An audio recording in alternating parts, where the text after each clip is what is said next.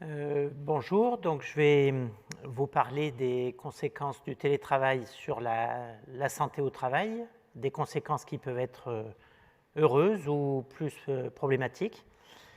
Donc je le fais au titre de président de la Fédération des intervenants en risques psychosociaux. Donc c'est une fédération qui réunit les principaux cabinets de conseil qui travaillent sur les conditions de travail, les risques psychosociaux, à la demande des entreprises, des employeurs, ou des représentants du personnel qui sont souvent confrontés aussi à des débats sur ces questions. Donc la façon dont on a été confronté ces derniers temps au télétravail, c'est à travers les diagnostics que les entreprises nous demandent sur leurs conditions de travail, des interventions quand par exemple il y a des problèmes de conditions de travail, de conflits dans le travail, où à ce moment-là on va interroger, c'est de voir si le télétravail a pu être à l'origine de difficultés. Et puis on contribue aussi à aider les entreprises à faire des plans de prévention. Et à ce titre, on essaye de les aider, en particulier dans les négociations qui sont très fréquentes en ce moment dans les entreprises, à intégrer les meilleures précautions pour que le télétravail se passe au mieux et soit un facteur d'amélioration des conditions de travail, mais je dirais dans tous les domaines du jeu.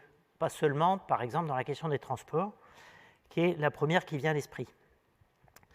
Donc cette question des transports est évidemment importante, et là on a une première différence, c'est qu'il y a ceux qui habitaient très loin de leur travail, qui avaient des temps de trajet longs, coûteux, pénibles, et qui évidemment sont les plus gourmands de télétravail. Mais curieusement, on a aussi des personnes qui habitent à 5 minutes à pied de leur travail, et qui aiment beaucoup le télétravail. Donc il n'y a pas que la question du trajet, même si celle-ci est à prendre en compte. Et pour ceux qui ont des trajets très longs, le premier bénéfice, c'est la réduction des temps de transport, avec tout ce que ça comporte. Donc ça, c'est bien sûr un bénéfice évident. Ce bénéfice est parfois tellement évident qu'il doit conduire à une certaine vigilance. C'est-à-dire que quelqu'un qui gagne 2 heures le matin, 2 heures le soir, de transport pénible, parce qu'il est en télétravail, va être tenté de dissimuler les éventuels inconvénients du télétravail. L'avantage transport est tellement important pour lui que les autres inconvénients ne vont pas être... La personne risque de se les cacher elle-même. Et alors que ces inconvénients peuvent être importants et qu'il faut aussi essayer de les traiter, de trouver des façons de les réduire. Donc le télétravail, ça pose la question du temps qu'on mobilise pour le travail. Donc si on économise des trajets, eh bien on réduit le temps qu'on passe à son travail. A contrario, on sait qu'en télétravail, les frontières entre le moment où je me mets à travailler et le moment où j'arrête de travailler sont floues, et qu'il peut y avoir des tendances à une extension non contrôlée.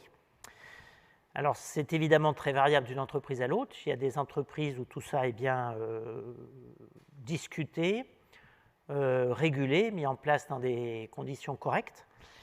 Mais il y a aussi des salariés qui sont inquiets, qui se disent « mais si mon employeur n'est pas en permanence persuadé que je travaille, je peux avoir des ennuis ». Donc il y a un certain nombre de télétravailleurs qui font du zèle, qui se branchent très très tôt, qui font tout ce qu'il faut pour essayer de montrer que de très tôt à très tard, ils sont au travail, actifs, présents. Et évidemment, cette tendance peut être accentuée en fonction de la situation personnelle des individus. La crise qu'on vient de vivre, le confinement et le télétravail obligatoire ont parfois été extrêmement mal vécus par des personnes qui sont en situation de solitude personnelle. Alors on a beaucoup parlé des difficultés qu'il peut y avoir avec la famille, si on a les enfants qui ne vont plus à l'école et qui empêchent de travailler. Ça, bien sûr, c'est un phénomène, mais qui était assez ponctuel, qui était lié à l'épidémie. Par contre, le télétravail, quand il est important pour des gens qui sont très seuls dans leur vie personnelle, ça peut être extrêmement perturbant, grave, conduire à des situations, y compris parfois dramatiques, et de gens qui, du coup, ne voient plus de limite à leur travail, parce que le cadencement que leur fournissait le transport mettait une frontière un peu nette entre le travail et le non-travail, et si cette frontière disparaît, il peut y avoir des problèmes de temps de travail, où on travaille de plus en plus sans savoir s'arrêter et sans même se rendre compte qu'on ne fait plus que ça. il y a aussi un autre point qu'il faut interroger avec le télétravail, qui est celui de la productivité. Donc une partie des employeurs, si on se reporte 2 ans en arrière, étaient parfois très frileux, persuadés que le télétravail, c'était la récréation, que personne, qu'on ne pourrait plus contrôler les gens, que ça serait la porte ouverte au laxisme, à rien faire. Voilà. Alors évidemment, toutes les analyses montrent qu'ils avaient tort, que le télétravail, en règle générale, conduit à une amélioration de la productivité, c'est-à-dire que dans le même temps, on fait finalement plus de choses. Mais c'est quelque chose qu'il faut examiner de près. Parce que par exemple, dans la vie sur site, on est régulièrement dans la journée dérangé par ses collègues, par son chef qui vient interrompre le travail pour poser une question, donner une instruction. Bon, il y a ce type de perturbation qu'on a beaucoup moins en télétravail. Mais ces échanges qu'on a avec son management ou ses collègues, ce n'est pas seulement des perturbations. C'est aussi des informations qu'on récupère, une amélioration de la façon dont on travaille. Par exemple, un collègue est confronté à une difficulté, je ne sais pas, informatique, et vient demander un coup de main. En lui expliquant comment résoudre cette difficulté, on augmente son savoir-faire, on améliore la façon dont on maîtrise son travail.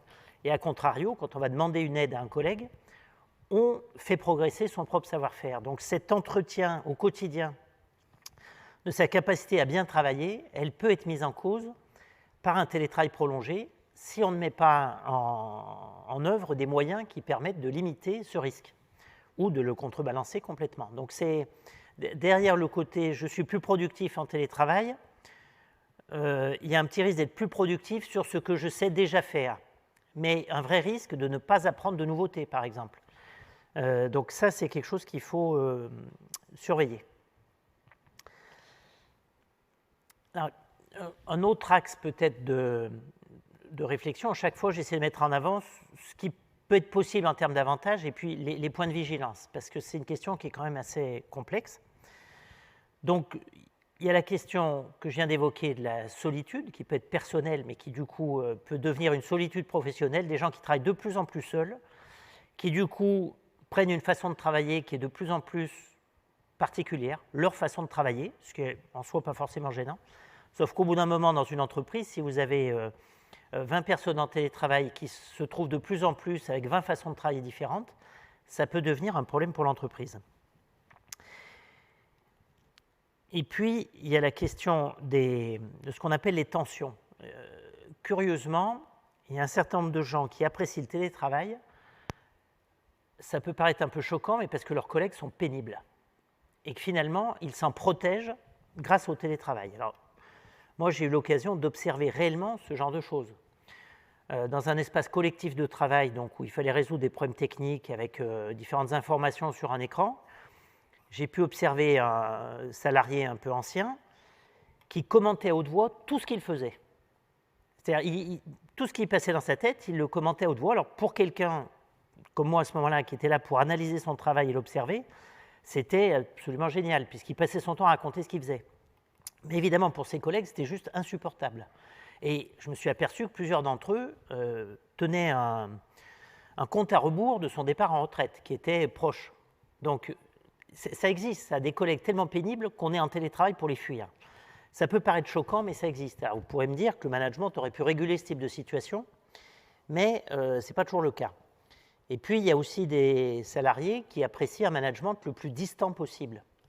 Et ça aussi, c'est compliqué. Quand on est manager, on a souvent une équipe où il y a des gens qui veulent qu'on s'occupe d'eux tout le temps et d'autres qui sont très contents qu'on s'occupe d'eux le moins souvent possible. Cette deuxième catégorie va être très à l'aise en télétravail, les premiers beaucoup moins. Et ça aussi, c'est compliqué parce que le mode même de management qu'on a au quotidien en présentiel peut être mis à mal par la distance. J'ai été en situation d'observer une situation de travail où le management, c'était des salariés, enfin un public très féminin, et où tous les managers étaient des femmes, et qui avait un fonctionnement que, en l'observant, on a pu caractériser qui était maternaliste. C'est-à-dire, c'était un peu les mamans de leur équipe. Et au quotidien, ça passait assez bien. Alors, c'était à la fois une grande attention aux équipiers, mais qui allait des fois un peu trop loin. C'est-à-dire que tous les matins, il fallait avoir des nouvelles des enfants, de comment ça allait dans la vie personnelle. Tout ça, finalement, au quotidien, ça passait pas mal.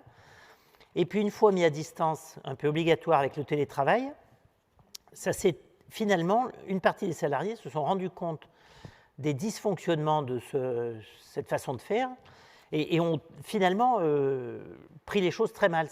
Ce qui passait assez bien en présence devenait finalement proche du harcèlement vu à distance. Et là, il y a vraiment eu des réglages très compliqués pour le management dans la façon au quotidien de parler à leur équipe en fonction de la diversité même de cette équipe. Voilà. Et il y a aussi pour les entreprises une grande difficulté avec le télétravail, c'est qu'elle estompe la frontière entre la vie personnelle et la vie professionnelle. Alors en France, c'est une frontière auquel on tient et que le Code du travail protège. C'est-à-dire que l'entreprise n'a pas à savoir ce qui se passe dans la vie personnelle de ses salariés. Elle connaît leur adresse, elle connaît à minima leur situation de famille, surtout si le CSE fait des bons de Noël, à ce moment-là, il faut savoir combien il y a d'enfants. Enfin, à la limite, ça ne les regarde pas vraiment. Et c'est tout. Mais par exemple, la taille du logement est évidemment une information auxquelles les entreprises ne s'étaient jamais intéressées avant. L'adresse, oui, parce qu'il pouvait y avoir un problème de transport et pourquoi pas de prise en charge des frais de trajet.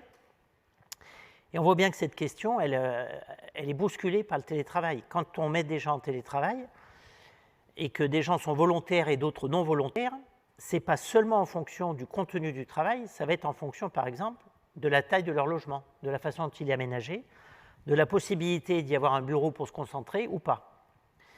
Et ça, évidemment, ça va poser des problèmes juridiques un peu compliqués, ça peut en poser. Et puis, ça introduit entre les salariés un risque de discrimination auquel les entreprises devront être très vigilantes. C'est-à-dire que si une entreprise aujourd'hui veut encourager le télétravail, y compris dans l'idée peut-être de pouvoir économiser des locaux, elle va finalement trouver que tous les salariés qui sont volontaires pour le télétravail sont super et que ceux qui sont non volontaires pour le télétravail, qui ne veulent pas en faire, sont finalement un peu ringards, des casse-pieds, alors que c'est simplement peut-être uniquement lié à la situation de leur logement ou à la composition de leur famille. Donc ça doit vraiment être un point de vigilance dans les négociations sur le télétravail et dans la façon dont ces questions vont être traitées au quotidien. Toujours sur les points de vigilance du télétravail, une question essentielle est celle de l'autonomie. C'est-à-dire que bien avant l'accélération extraordinaire du télétravail qu'on a connue ces 18 derniers mois, on avait été amené à faire des évaluations d'accords de télétravail, par exemple. Et on voit bien qu'il y avait deux conditions pour que ça marche. Pour que quelqu'un en télétravail soit en situation confortable, il fallait une relation de confiance avec son manager et il fallait que cette personne soit autonome, suffisamment autonome pour finalement être efficace en étant un peu éloigné de son entreprise. Alors il faut garder à l'esprit ces deux sujets qui sont très importants. Alors la confiance du manager, c'est quelque chose qui est souvent assez avéré. Beaucoup d'enquêtes montrent qu'un nombre significatif de salariés ont une relation de confiance avec leur manager, mais cette relation n'est pas forcément stable dans le temps. L'éloignement peut l'altérer. Et puis, par exemple, vous avez un changement de manager, votre responsable d'équipe change. C'était déjà une petite période de risque auparavant, mais finalement, le nouveau manager arrivait sur place, se dépêchait de rencontrer tout le monde, voyait fonctionner les gens, prenait ses marques, et puis souvent, ça fonctionnait pas mal. Avec des salariés qui sont souvent ou voire tout le temps en télétravail, c'est beaucoup plus compliqué. Parce que la confiance uniquement établie avec quelques conférences Zoom ou des coups de fil, bien sûr, on peut y arriver, mais c'est quand même pas aussi spontané que ça peut l'être quand on est au quotidien dans les mêmes locaux et qu'on se voit tout le temps. Donc cette question d'autonomie et de confiance est importante et il faut de ce point de vue-là faire attention à des populations particulières aussi. J'ai vu récemment dans un accord télétravail une disposition qui concernait les nouveaux embauchés et les stagiaires qui interdisait le télétravail pour les nouveaux embauchés pendant une durée qui était, je crois, de 100 jours. C'est-à-dire qu'un nouvel embauché, pendant les 100 premiers jours de travail, donc ça fait à peu près 5 mois, un jour ouvré, avait interdiction de télétravailler. et j'ai trouvé cette mesure adaptée, intelligente. Quand on commence un nouvel emploi, même si une partie des jeunes pourrait trouver super de faire ça de chez eux, je pense globalement que c'est une précaution très judicieuse. On doit d'abord être sur place, comprendre l'entreprise sur site, avant de pouvoir éventuellement télétravailler. Donc dans ce cas précis, et pour une population bien caractérisée, je pense qu'une interdiction de télétravail est une mesure protectrice des conditions de travail et de la santé au travail, qui peut permettre de construire une entrée dans une entreprise dans les meilleures conditions.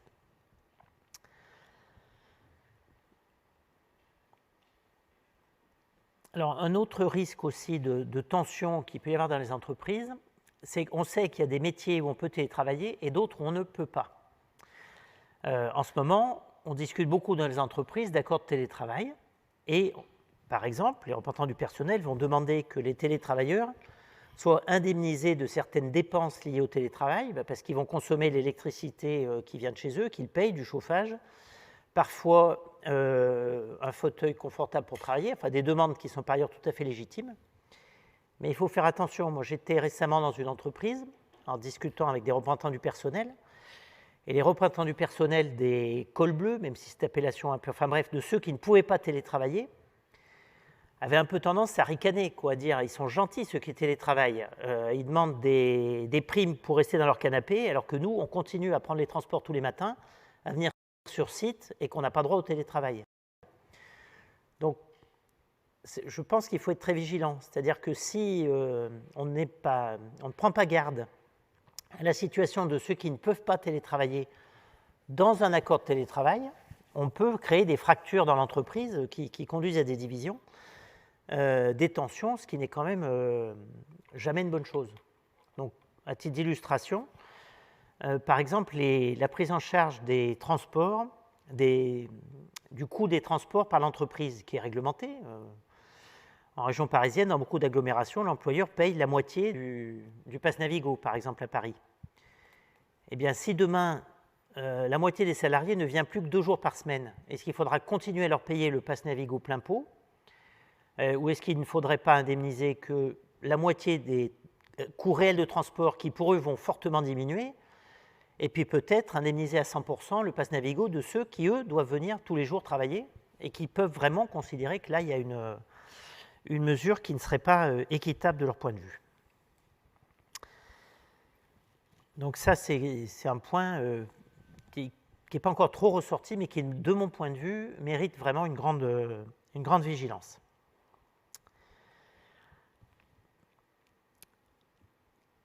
Pour les personnes qui télétravaillent, une partie d'entre elles, alors c'est vrai qu'il faut distinguer le télétravail réglementé dans lequel je pense qu'on va rentrer aujourd'hui, avec souvent 2 jours de travail par semaine, parfois 3, et je pense qu'au-delà, c'est souvent, il y a beaucoup d'inconvénients.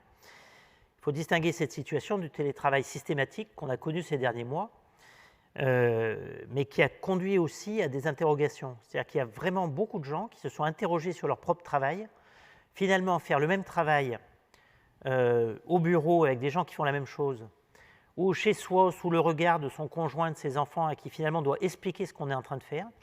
Est-ce que mon travail est si utile que ça ? Il y a des gens qui expliquent leur travail à leurs enfants, par exemple, qui est absolument impossible d'être compris par des enfants. Donc, si on dit « je suis maçon, je construis une maison », les enfants comprennent l'utilité du travail. Si on dit « je contrôle des procédures en fonction de la réglementation américaine qui est passée il y a 2 ans », c'est strictement incompréhensible. Et ça peut conduire, ces situations peuvent conduire, il y a déjà beaucoup de cas documentés, à des sortes de prise de conscience, de remise en cause personnelle et d'accélération de volonté de changer de situation professionnelle. Donc en soi, ce n'est pas une mauvaise chose. Il y a des gens qui restaient toute leur vie en ayant envie de changer sans jamais franchir le pas, qui d'ailleurs à être plutôt malheureux dans le travail qu'ils n'osaient pas quitter. Donc ce n'est pas forcément une mauvaise chose. Mais là aussi, il faut l'observer. Et beaucoup de DRH observent des cas aujourd'hui de ce qu'on peut appeler des décrocheurs. Comme on parle de gamins qui sont décrocheurs de l'école, qui n'y vont plus, qui ne savent pas trop quoi faire de leur vie, on a aujourd'hui des décrocheurs du télétravail, des gens qui ont été perturbés dans leur relation à l'entreprise, à leur travail, par la situation qu'on a connue ces derniers temps, et qui peuvent être réellement en difficulté au moment de revenir dans l'entreprise ou de trouver un mode de travail plus régulier. Alors, il y a des tas de raisons. Il y a ceux qui ont eu on va dire un peu des crises existentielles ou personnelles. Il y a aussi des gens qui, par manque d'autonomie, ont passé des mois à essayer de bricoler, de faire semblant de travailler en étant très insatisfaits de leur propre efficacité, donc ils sont du coup pas en situation difficile. Enfin, là aussi, il va falloir, dans la période que nous vivons aujourd'hui, une très grande vigilance sur la diversité des situations auxquelles les salariés ont été confrontés dans cette période. Voilà, et puis ma dernière remarque, parce qu'il faut laisser un peu de temps pour les questions, c'est les risques qu'il peut y avoir ensuite pour la situation de travail. Par exemple, une entreprise met un accord de télétravail qui se traduit par le fait qu'il n'y a plus que la moitié des gens présents sur site en permanence. De façon assez logique, l'étape d'après, c'est dire on va réduire les locaux, on va rendre des mètres carrés. Donc alors qu'on avait des locaux pour accueillir 1000 personnes, on va réduire les locaux, on n'aura plus des situations que pour en accueillir 500. Mais bien évidemment, ça laisse assez peu de place à la réversibilité du télétravail. C'est-à-dire que si quelqu'un dit moi j'en ai marre du télétravail, je veux revenir sur site, on risque de lui dire il n'y a plus de place. Et puis on sait que souvent ça se traduit par des organisations qu'on appelle aujourd'hui de flex office. Alors je ne vais pas développer, mais où il n'y a plus une place attribuée à chacun. Avec parfois des situations un peu compliquées où il faut arriver tôt le matin pour avoir une place et celui qui arrive un peu tard, il ne sait plus où s'installer parce que toutes les places sont prises. Donc il y a aussi des difficultés. Et puis peut-être mon dernier point avant les questions, c'est qu'il peut y avoir des personnes qui finalement s'éloignent de l'entreprise. Avec un petit risque qu'on peut illustrer par l'adage « loin des yeux, loin du cœur ». Loin du cœur de l'entreprise, c'est-à-dire des gens qui vont être en télétravail.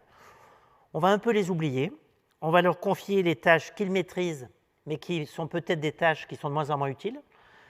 Des nouvelles activités vont se développer dans l'entreprise qui vont d'abord être prises par ceux qui sont sur place, ceux qui sont là quand on en parle, ceux qui sont là pour qu'on leur explique comment ça marche. Et il peut y avoir un risque à terme que les gens qui font le plus de télétravail dans une entreprise se retrouvent un peu marginalisés. Donc chaque fois que je dis que j'identifie un risque, ce n'est pas une prévision en disant ça va se réaliser. Ça veut dire qu'une fois qu'on a identifié le risque, il faut faire en sorte qu'il ne se traduise pas par un trouble et qu'on vérifie, qu'on mette en place des mesures pour empêcher que ça se produise.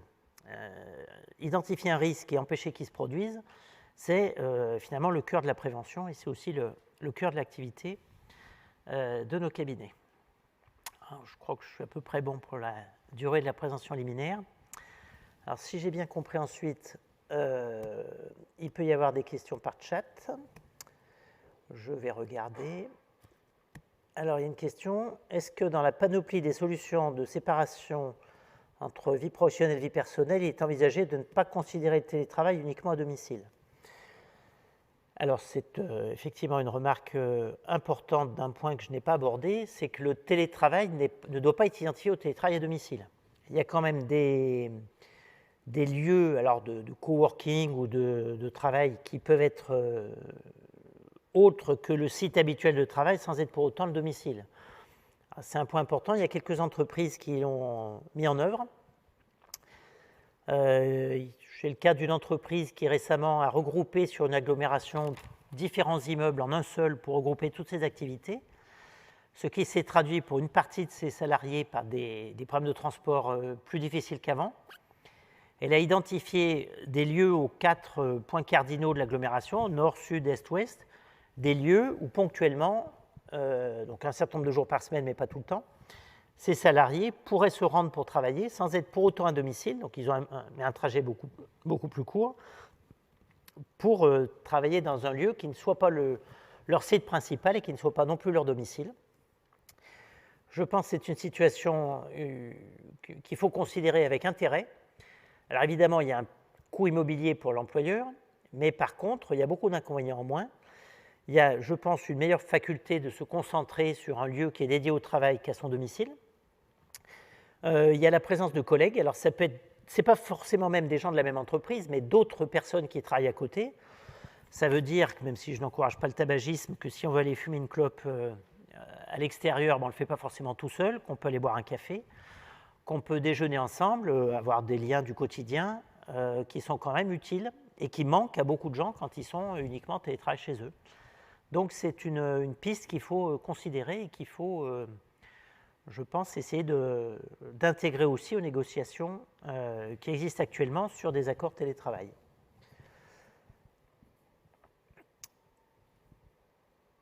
Alors, il y a une autre question. Comment manager une équipe avec des télétravailleurs et des non-télétravailleurs, des agents qui ont donc des approches très différentes? Alors ça, c'est, je pense, le sujet principal auquel vont être confrontés les managers. C'est-à-dire que dans une équipe dont on est le responsable, on a déjà normalement, quand il y a les équipes de clones, ça n'existe pas. Les gens sont différents dans une équipe. Et donc l'art du management, c'est d'arriver à faire travailler ensemble des gens qui ne sont pas les mêmes. Donc mettre en avant les qualités de chacun, identifier les défauts de chacun pour qu'ils ne s'expriment pas trop, qu'ils soient corrigés par les qualités du voisin. Enfin, c'est ça, manager, faire travailler une équipe. Alors quand on a la moitié sur place, la moitié à distance, c'est déjà plus compliqué. Et en plus, les attitudes respectives des uns des autres face au télétravail, il y a ceux qui sont pour, ceux qui sont contre, qui peut être un facteur de tension supplémentaire. Je vais essayer d'illustrer. Dans la plupart des métiers, on a un certain nombre de tâches à effectuer. On n'en a pas qu'une seule. Donc, mais il y a des tâches qui se prêtent bien au télétravail et d'autres non. Donc on peut avoir le risque que ceux qui sont en télétravail, on va finalement leur donner les tâches télétravaillables, et puis ceux qui sont plus sur site, ils vont avoir les tâches non télétravaillables. Alors ce n'est pas choquant en soi, mais il peut y avoir, si les tâches télétravaillables sont par exemple des tâches répétitives et pénibles, enfin, nous on a vu le cas par exemple pendant la période récente, de quelqu'un qui était immunodéprimé, donc qui devait absolument rester en télétravail pendant toute l'épidémie, qui s'est retrouvé avec un poste appauvri. C'est-à-dire que comme il n'était jamais là, et qu'une partie des tâches ne pouvait pas se faire en télétravail, bien on lui a donné tout ce qui pouvait être fait en télétravail, et il s'est retrouvé avec un poste finalement très pénible, très pauvre, où il faisait la même chose toute la journée, donc des tâches pas intéressantes en étant tout seul chez lui, donc en situation ensuite personnelle extrêmement difficile. Donc c'est vraiment pour les managers, ça veut dire aussi qu'il faut évaluer la charge de travail, dont on sait que, en particulier dans les métiers de service, c'est extrêmement difficile. Parce qu'à distance, on peut très vite avoir des tensions avec, par exemple, une partie de l'équipe qui considère que les autres ne foutent rien, parce qu'on ne les voit pas, ou qu'il n'y a qu'eux qui font certaines tâches, ou qui passent leur temps à aider les autres et qu'ils n'avancent pas dans leur propre travail. Enfin, c'est vraiment des choses qu'on entend très souvent et qui vont être autant de difficultés pour les managers qui vont être confrontés à ces équipes difficiles. Alors je dirais c'est une difficulté, mais c'est aussi tout le charme, ou c'est ce qui fait qu'un manager n'est pas remplaçable par une machine ou un automate. Hein. Par contre, je dirais que dans les entreprises, il va falloir soutenir ces managers qui vont avoir des tâches plus compliquées. Alors, il y a aussi des choses qui peuvent se simplifier, parce que le télétravail a montré l'autonomie des salariés. C'est-à-dire qu'il y a aussi parfois des formes de management, on passait beaucoup de temps à surveiller une équipe et on s'aperçoit que quand on ne les surveille pas, ils travaillent autant. Et qu'on peut vraiment réduire une partie des tâches qui étaient finalement inutiles, de mettre un peu la pression, surveiller, contrôler, etc. Il y a vraiment des entreprises où ça n'a plus pu se faire et où il ne s'est absolument rien passé de nuisible. Donc franchement, le cœur même du métier de manager, il doit être de plus en plus capable vraiment de comprendre le travail de ses équipiers, d'analyser la charge, de la peser, ce qui est très compliqué, pour essayer de la répartir équitablement. Mais équitablement ne veut pas dire donner la même chose à chacun, parce que chacun a ses qualités et ses défauts, et puis que le télétravail met un facteur de plus de discrimination et de différence au sein de l'équipe.